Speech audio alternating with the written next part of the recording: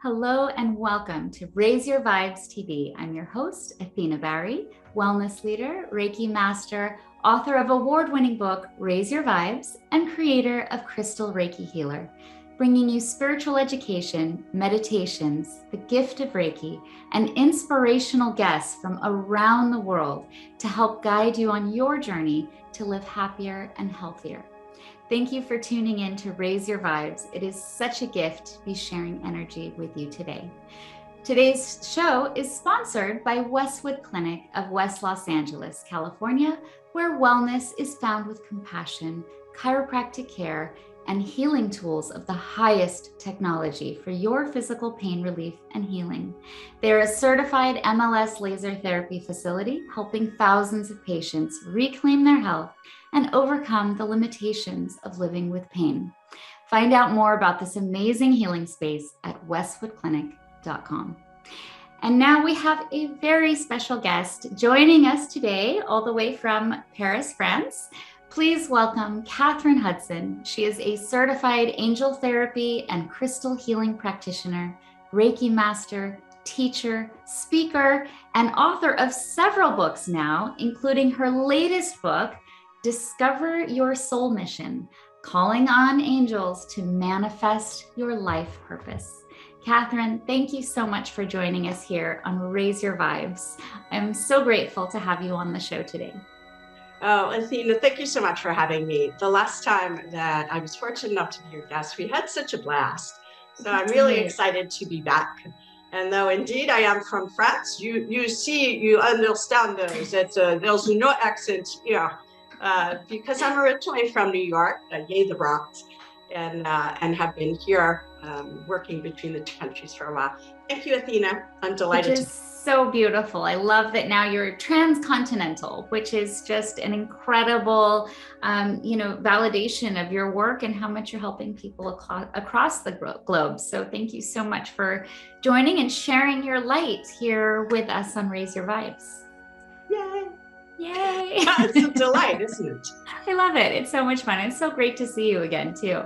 So in your fabulous new book, which I have the, extreme honor and pleasure of having early before the rest of the world, it's such an incredible read, first of all. So I just wanted to point that out to begin with. It's really an easy to follow, so much information in there, but in a way that's so tangible and easy to digest. So that was awesome. In your book, you talk about the difference, and I found this really interesting, between your soul mission and your life purpose. So how would you guide people to bring these into alignment, or do we even need to? Well, it's very interesting to do so. Absolutely. The soul mission is the reason that we're here. So if we can imagine, for it is so, that on a soul level, we're part of source. So we have a much higher view, and each of us came in with a specific purpose. The choice of vehicle, that is the role that we're playing in this lifetime and where we're born and what our passions are, all of that is seeded within us from the very beginning to help us along the way. So that we, even though when we get here, we forget what the mission was, right, that it optimizes the chances of finding and following and aligning with the mission. So the soul mission is the original why we're here, but life purpose is to what degree we align with that and find it and find our sweet spot in this lifetime. So for example, when I was a kid growing up in the Bronx, my older sister was studying French. I stole her book when I was 6 and started, just drinking it up. And that's one of the currents that took my voyage to where it is today. So we see that the path is seeded, kind of like Hansel and Gretel. But we know, don't we, that so many people end this life with regrets. And when we end with regrets, things got too complicated and we were not able to align with that higher purpose. When we do find it, it's the sweet spot. It's that spot on a tennis racket or a golf club that makes the ball or a baseball bat. That makes the ball just go almost on its own. So it's magic. But it's absolutely possible that the two don't align. And the book is really, I share everything that I use to get off the misguided track, although it was helpful, of being a banker to find my true purpose, which is where we are today. Yay! Yay, I love that. Yes. And you talk about in the book too, and you have a lot of exercises even, which Absolutely. I love that there's exercise, because this really gives us actionable steps that we can take towards what we're trying to work on. And in that one, you have a lot of exercises on connecting to your inner child. There's quite a bit in there. Why is that important? And how does this, help connect to this, now life's purpose? Yeah, thank you for that question.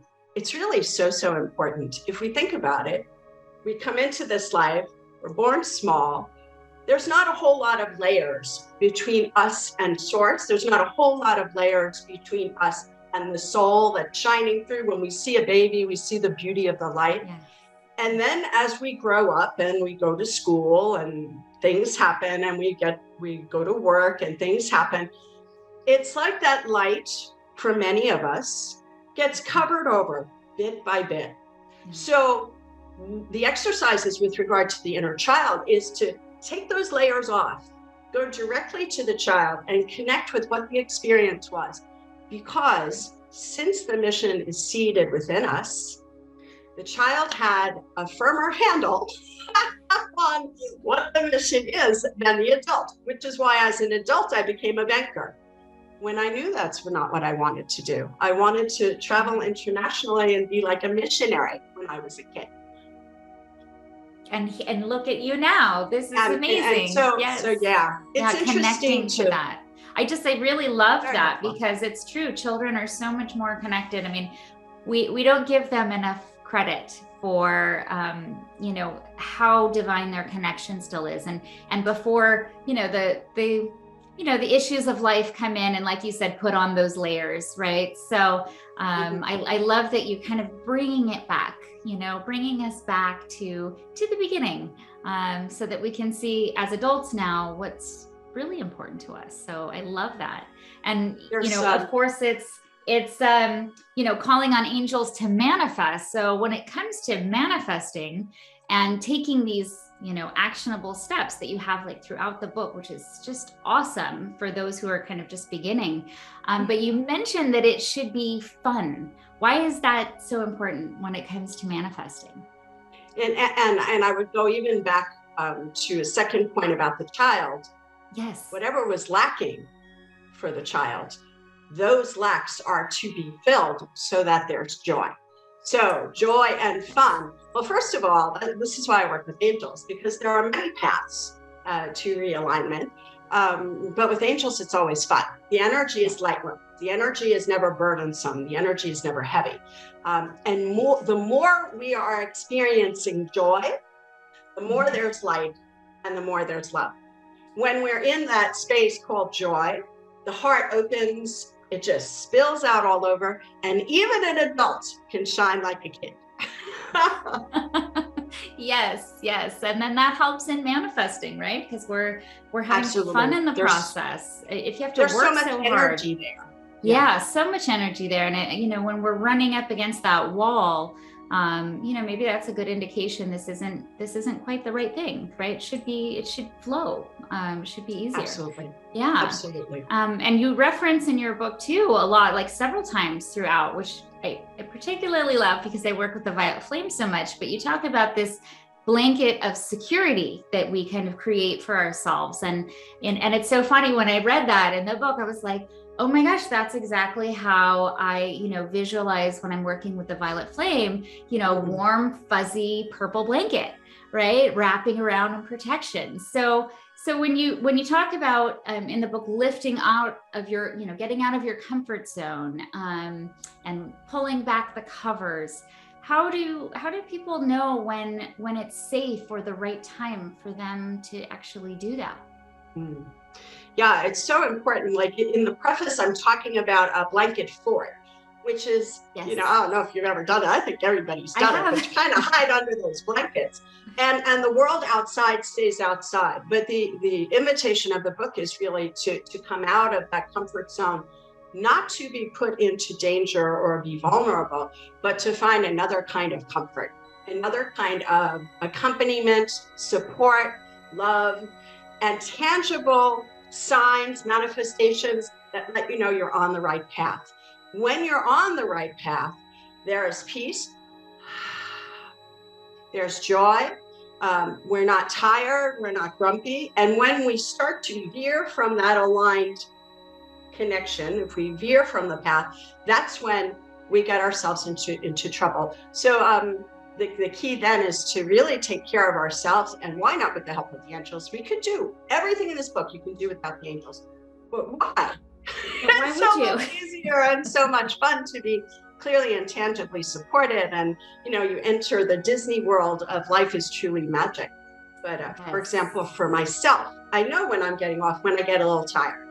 So I turn off the phone, take a nap, or go for a walk someplace that's tranquil and be filled in that way before I turn to human beings and interactions that that can be promising, but when we're not in that sweet spot, can be much more difficult than they need to be. Yes, no, absolutely. And I love that. And I love the idea of having that safe fort. I mean, I created them. That was one of our things as kids. I mean, we didn't have Xbox and social media and all this stuff. So we created forts, and I've done that with my own kids where I'm like, here's a bunch of blankets. I mean, even it was just on Saturday. My kids we were over at a friend's house and they were creating forts and with these blankets. And I thought, oh my gosh, look, I'm watching this book in action. Like this is amazing. So funny. Talk about manifestation. So cool. Talk about manifestation. It's amazing. So it's wonderful to, keep that childlike, fun and integrity and carry that forward into our adult life. Just because we're adults doesn't mean we don't get to have fun, right? I mean, Lord, no. What is that? We finally grew up. We're supposed to have control of our lives. Let's enjoy it, right? Yeah, absolutely. The joy factor is important for the fullness of our being. And so being childlike without being childish, and having that, what's going to happen today, that curiosity and enthusiasm that a child would have, and the willingness to let what past and what's coming next, all of those, staying in the moment. There are so many important aspects to who we were as children. And that part of us is never lost. It's just waiting to be revealed again. I love that. And you do talk about that in the book, revealing it and reimagining and, just returning to this sense of joy. It's amazing. And then, we also have the flip side of this joy where, we have the cycle of life and the challenges that, we feel that everyone is going to face, right? As the cycle of life, dealing with grief and, losing a loved one or someone that we thought, left too soon. But you bring kind of a new perspective to this in your book on this cycle of life with the idea of soul contracts. So can you tell us a little bit more about how this can change our perspective and maybe make the healing process a little bit easier? Yeah, I always think about, with regard to soul contracts specifically, I always think about Shakespeare's line that the world is a stage and we're players. And how true that is, because the soul level is the true level. And this is who we're playing temporarily here on the stage. And so once we connect to that idea, then we can perhaps certainly feel that each person who's in our orbit is in that scene of the play with us. And it is a play. Yes. So that we can experience something specific, so that both souls can grow. And so sometimes a soul contract is maybe a wonderful teacher that we love and respect who uplifted us, but sometimes it's those very, very difficult things that give us an opportunity to grow even more. And when somebody dear to us passes, of course, on a human aspect, it's very hard. Nobody's saying anything but that. But there's another level, which is the soul level, And in fact, at that level, we can recognize that even the leaving opens the door to staying connected in a new way. Yes. And very simply, we can move into those spaces if we're open to it. Now, of course, we all learned, at least I did in school, that that's not possible. But we all Yes, a know lot that of it's pushback possible. against We get that. Yeah. signs from loved ones all the time. And so someone who's passed really kind of opens the door, renders the veil less thick, so that we can maybe start to remember that, oh, okay, this is temporary and I can lighten up. Right. I can have some fun here. This is not life or death, because guess what? It's a parentheses. Yeah. Yes, yes. No, I so love that. And I love when you say, like, if they're open to that. So, those that are raised in the more like traditional, I guess we'll say, sense, where it's like, oh no, once they've passed, they're gone. What would you say to them, like, when it comes to having like these thoughts, these memories, those waves of scent, pennies dropping when you're thinking about them? How would you say, like, well, but look at all the signs that come here, and help them kind of get out of that, mindset of just it's finished? Two things. The first is, and I was raised in that very traditional, but even in that very traditional context, we pay lip service to the fact, oh, they're watching over you. This is true. So if we're saying they're watching over me, why is it surprising that there is that scent? And the second thing I would say to somebody is, can love end? I love that. No. It doesn't. And I don't have to go back to high school and the law of conservation of matter and energy to say no to that. We know instinctively, somehow within us, we know that love doesn't end. And so the form ends, yes, that, bye. But the love doesn't. I would almost say, and I will say, I'll dare to say, that it can, if we're ready for it to, it can bring us into a different relationship with those that pass. I so agree. Especially those more difficult relationships, and you can have that moment of like peace and understanding, forgiveness, and just that new perspective. I love that. And then helping them, helping us to heal, and then also kind of changing that perspective. So now we can start manifesting, in a different perspective. Like, I was stuck in this hard mindset, and now I can see that it's going to be all right. So let's move forward with, all the love and the joy that we want to create. And in your book, you have a lot of exercises, actually. I love that you have all these practices, because it really helps give people a direction.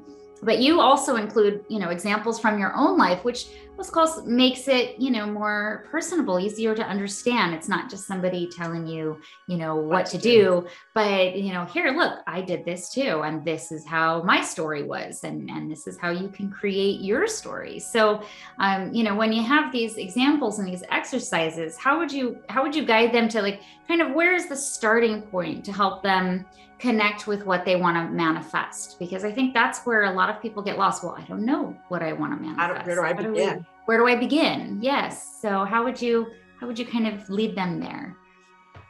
So the book actually came out of my own experience. That's how I made the complete U-turn from being a banker to what I do today.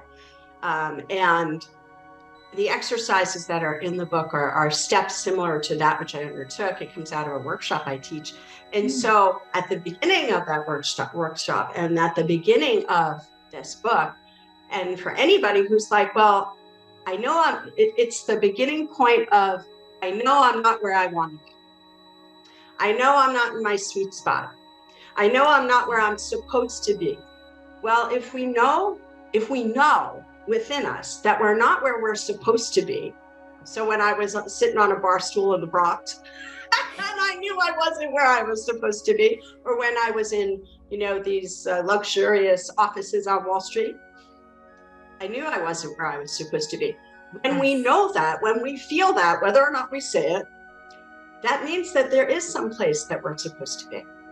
So already recognizing that feeling of being lost is actually something really good, Because if I'm feeling lost, that means that I'm supposed to be there's someplace that's waiting for me. And already latching onto that, oh yes, that. So I'm not crazy. There is something I'm meant to be doing, because we don't learn to speak like that in school unless you're a prodigy musician or prodigy athlete from very young. Most of us kind of, are taught to go along the line and pick something that's not too deplorable to earn a living or find some way to be of service. Right. But when we know we're not in our place, that means that there's a place for us. And I think that is the first jumping off point. The second thing I'd say is ask the angels. Because why not get help? And the third thing right away is remember what you wanted, what you loved when you were a child. Oh, yes. Because I that's love how the this all blueprint ties in together. Yes. That's so beautiful. Yeah. Yeah. Why do we have to let go of those childhood dreams? We had them for a reason, right? We connected to them on a soul level. So I love that. And in the book, it's really awesome. And I really appreciated how you have, it's just magic. You have all these descriptions. I mean, actually outline, throughout it touched my heart. But you talk about how you have like 15 different of the archangels in there. And you talk about, the different ways, like each one specifically can help and guide us. So how do you recommend starting for people to connect with them? Because you have like what they do or how they can help, but how would you guide them to start, going from reading it on the page to actually connecting with the archangels to help them? Beautiful question. And in my prior book, which is only about how to connect with angels, there's a lot of information for that. But if we're at that magical beginning point, what I would suggest is getting quiet, closing our eyes perhaps to diminish even further the distractions, and from the heart, just say please. Oh, I love that. Because there are, and the interest of having the different archangelic roles and those 15 archangels, I work with them all the time. And so they're really suited for certain passions and desires, some inspiration that we might have.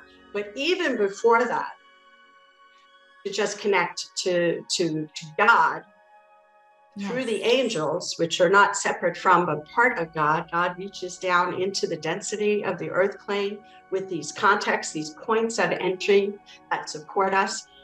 And really all we have to do to begin is ask.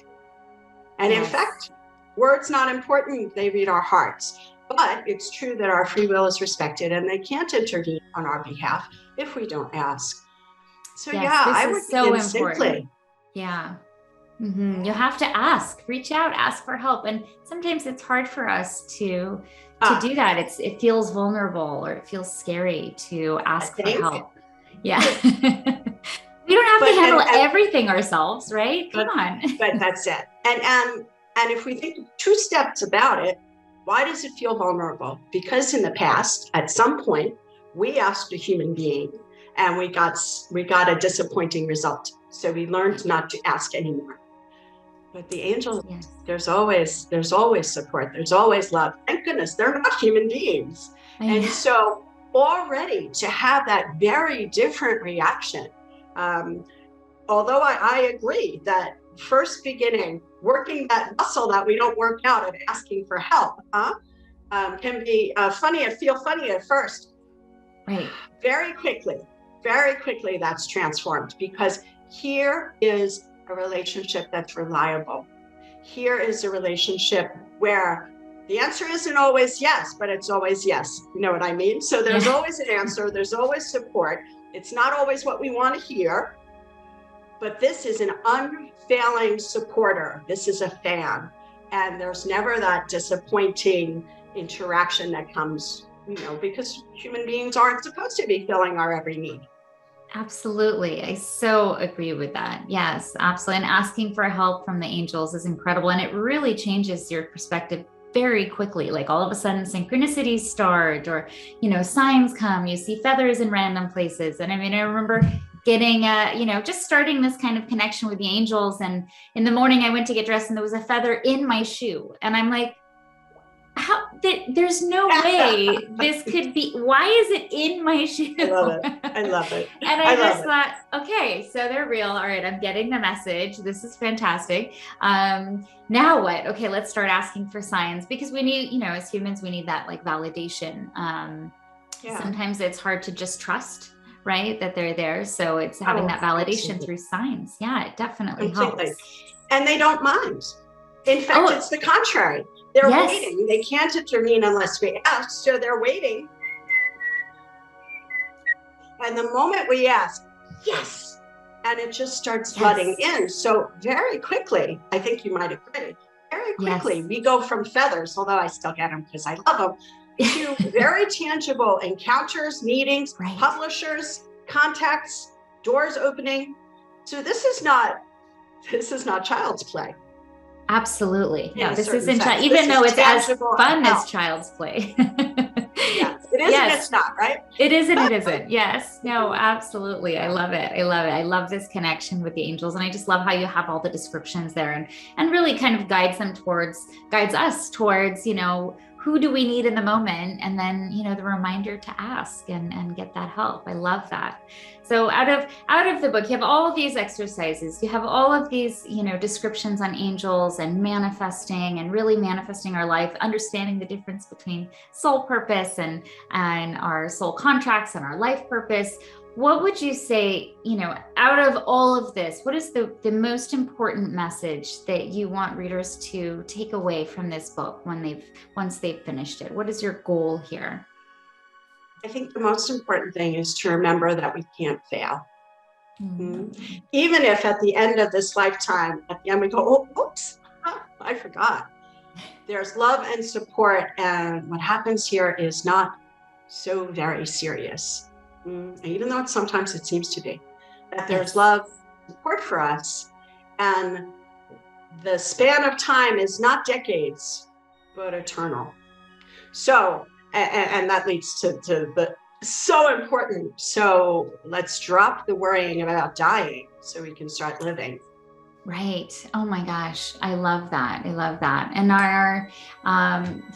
let's start living and let's have fun doing it. Right. And ask the angels for help. Let's do this. Oh my gosh. Cause there's so much out there waiting for us. If we can just kind of get out of that mindset of everything is hard, nothing can work, this isn't right for me. But I love how you mentioned that, when it isn't right for us, hello, that's our sign that this isn't right. Like this doesn't feel good. So it's time to try another avenue. And sometimes it's just hard to step out of that, comfort zone of, the comfort zone we've created for ourselves. That's really no longer and that the world created for us. Right. Absolutely. Yeah. So, and it's important, I think, also to note that when we are inspired to take that step towards that shimmering, what we would really like to do, but maybe we've never even said it out loud, that can be very uncomfortable also. I mean, it's so uncomfortable that we can pull back from it as if it's too good, but there's nothing to us. No, absolutely. Those moments are invitations, and all of the angels of the heavens will be supporting it. The universe itself will rise up if we only take that just one step, one tiny step, an easy step. And that's why I underline easy steps for the section about making a plan and taking steps. You do. Yeah, baby steps. Baby steps. Absolutely.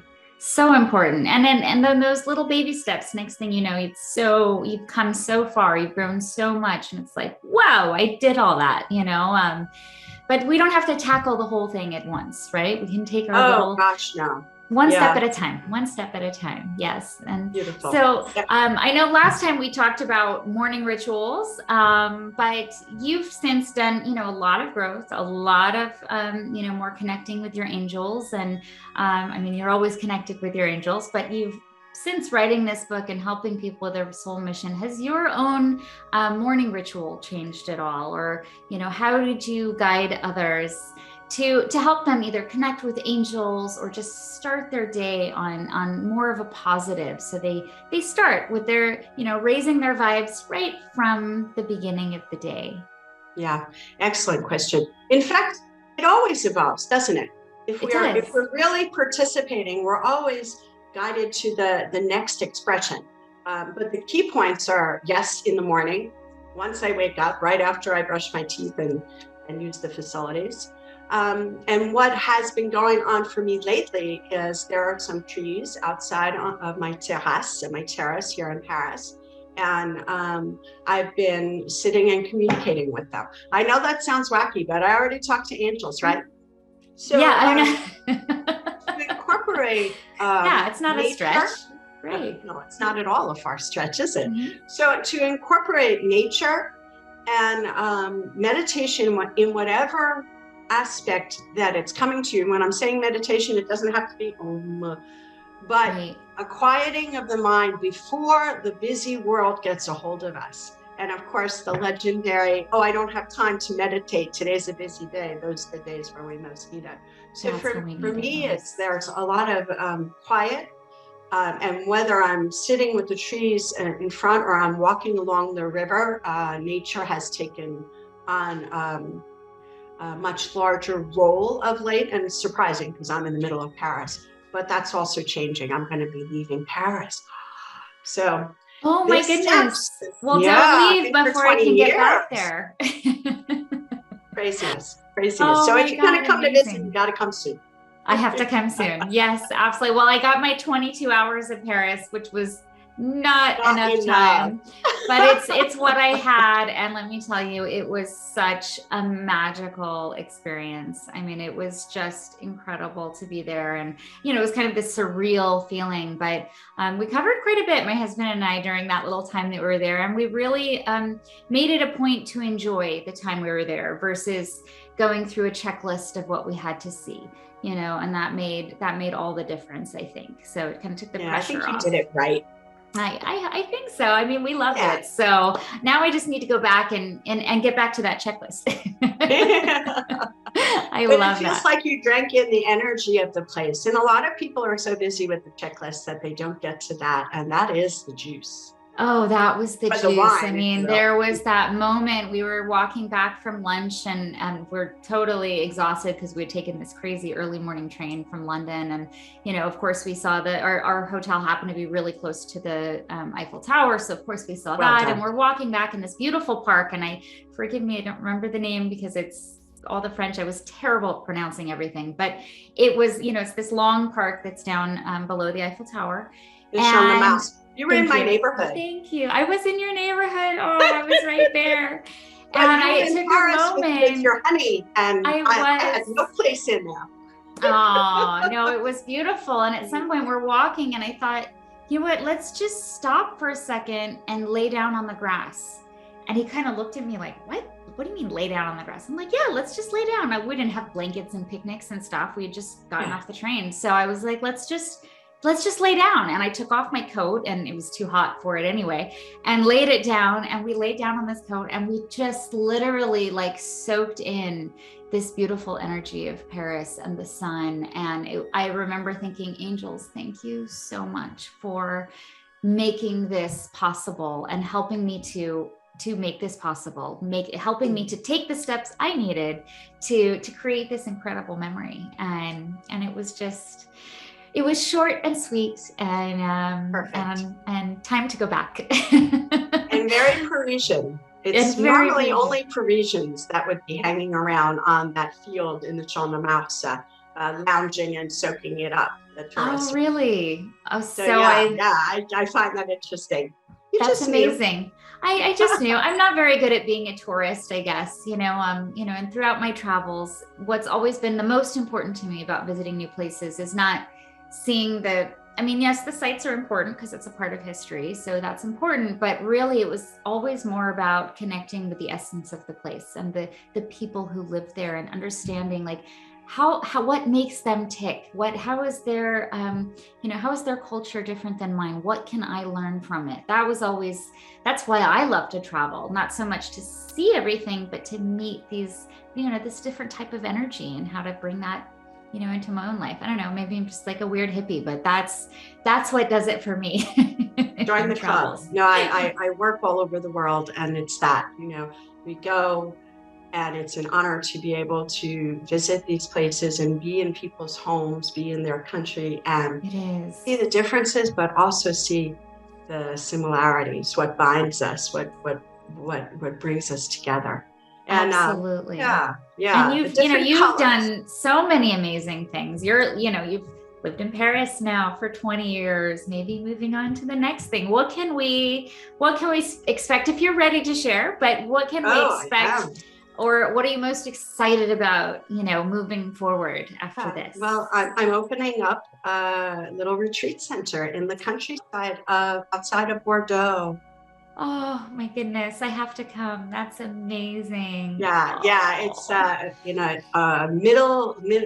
village from the Middle Ages, very quiet, and among the vineyards, and half an hour from the sea, and there's a lap pool and a barn for yoga and dance. And it's a big change. I've never lived outside of the city.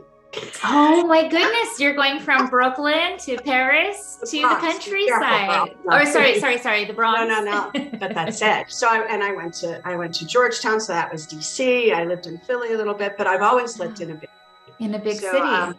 This is quite a nice change. I think that's why I'm so drawn to the trees and to the river and to nature. Now it's like, that's what's going to fill the next chapter. But I think a lot of people are called to the next phase, just as you've made this shift with the channel. It's like it comes and gets us. Once we're in that alignment, the next step comes looking for us rather than we're looking for it, because that was not at all what I was looking for.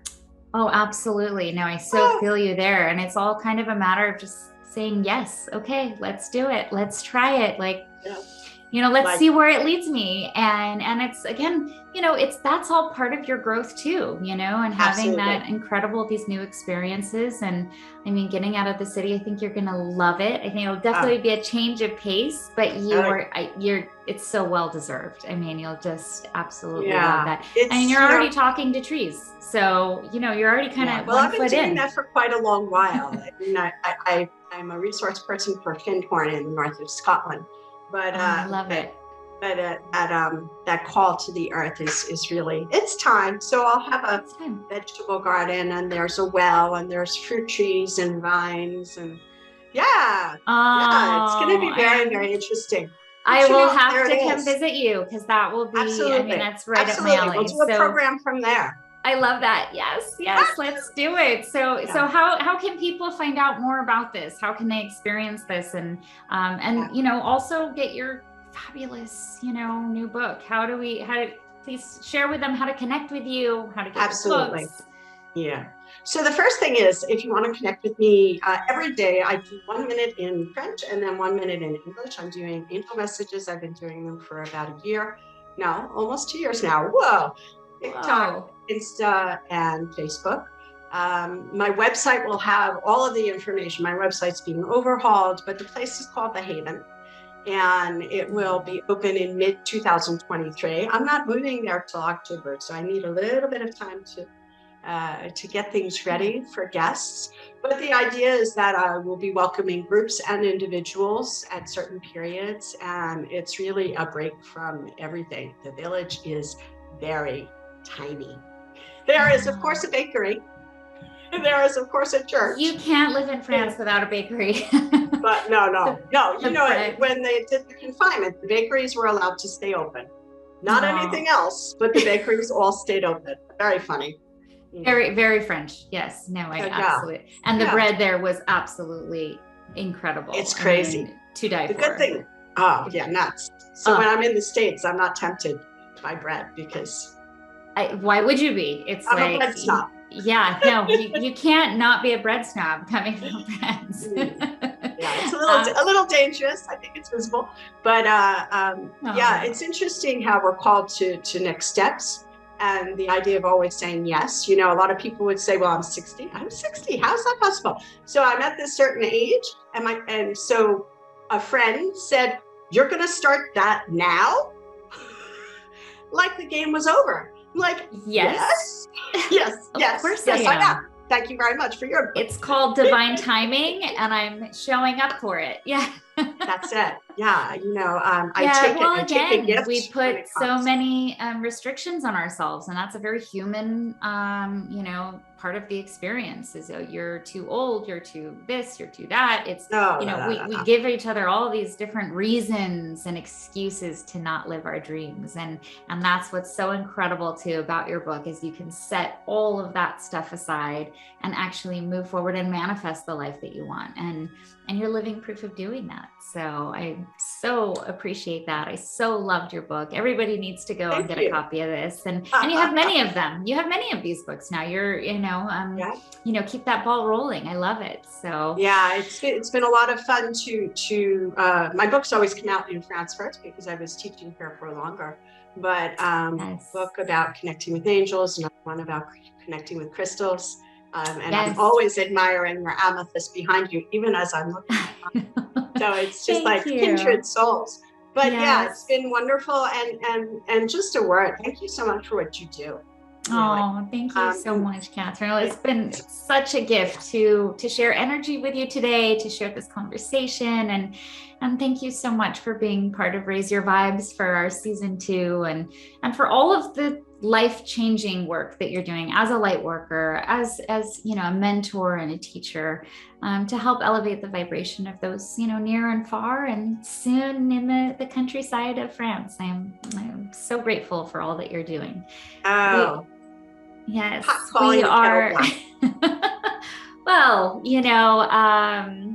no, not at all. I am allowed to pay you praise and service, and you are so deserving of it. So, what I do on the side, that's one thing, but we are showing what you do, and I am just so grateful for it. We are all connected, and when you vibe higher, everyone around you will too. Let us raise the vibes together as one. And to close, I will leave you all with a sacred Reiki Reiju blessing for your highest good. And you can learn more about how the beautiful Japanese meditation art of Reiki healing can create positive changes for your life at crystalreikihealer.com. So for everyone, and Catherine, please join us as well. Let's just take a moment to settle into your sacred space, whether you are at home, in the car, on the side of the road, or just simply setting the intention to receive a moment of positive healing vibration, to relax your mind, your body, and your spirit. And just breathe into your essence. And we'll begin by just sweeping away any negativity, sweeping that aura, bringing your spirit down to our Mother Earth connected, and bringing that divine healing light from Source, the angels, the universe, into your mind through your crown. And opening and channeling that beautiful love, clearing away any thoughts and, issues of I can't, letting that go. And to your mind's eye, showering you with love, giving you that gift of inspiration for what you will do on your next steps. And channeling that love and energy to your mouth, that everything you communicate, everything you hear, say, speak, be from a place of love. And over your throat chakra, igniting that creativity and allowing you to speak your dreams, allowing you to take those steps from a place of love. And over your heart center, every pore, every cell of your being exuding that energy of love, letting it come into your being and then shine out to the world around you. And to your hands, that everything you touch, everything you feel, be from a place of love. And then gathering that energy from below your feet up through your being, through your essence, and showering that love like sparkles of light over your whole being. Please bring your hands together in prayer position known as Kasau in Reiki for a moment of gratitude. Gratitude for the gift of Reiki, the energy, for allowing yourself to receive this moment of peace. And then whenever you're ready, please have some cool water to assist grounding and continuing the healing process. I am your host and crystal Reiki healer, Athena Bahri, and I am so grateful to have shared energy together today with the wonderful support of our sponsor, Westwood Clinic. Living without pain is their gift to you. Join me here for another episode next week on Raise Your Vibes. Wishing you all so much love, healing, and many blessings.